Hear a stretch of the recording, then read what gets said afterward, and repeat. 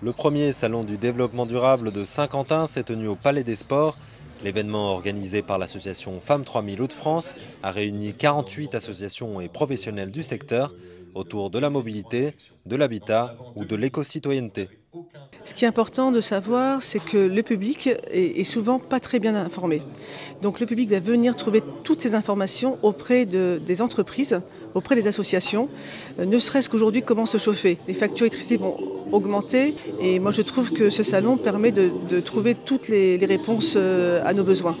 Alors que le prix du gaz a augmenté de 41% en 2021, l'énergie est devenue l'une des premières préoccupations des Saint-Quentinois.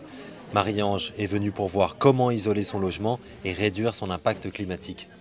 Moi, c'était plus le logement, donc savoir un petit peu ce que je pouvais faire et puis peut-être dans les habitudes de vie. J'essaye déjà de faire beaucoup de choses, mais il y a peut-être encore des choses auxquelles je n'ai pas pensé. Aujourd'hui, il y a énormément de subventions pour aider le particulier à générer des travaux d'efficacité énergétique. Donc aujourd'hui, il faut tout simplement prendre les bons conseils, les mettre en application pour qu'on puisse générer des économies d'énergie sans se ruiner, bien évidemment. Autre dépense importante du budget des Saint-Quentinois, le carburant. Son prix ne cesse d'augmenter, plus 33% sur le premier semestre 2022. Alors des solutions existent, Christophe en a trouvé une. Une association pour les utilisateurs de véhicules électriques, parce qu'en fait je suis utilisateur depuis 9 ans.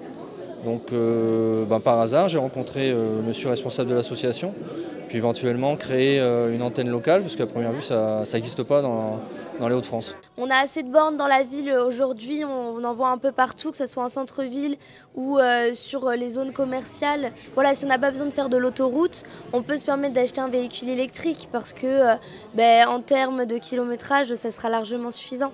La fondatrice Manal Faxel avait mis en avant l'écomobilité il y a 2 ans. Cette fois, elle a vu plus grand pour permettre au public de connaître les nouvelles technologies et les bons gestes à avoir pour être éco-responsable.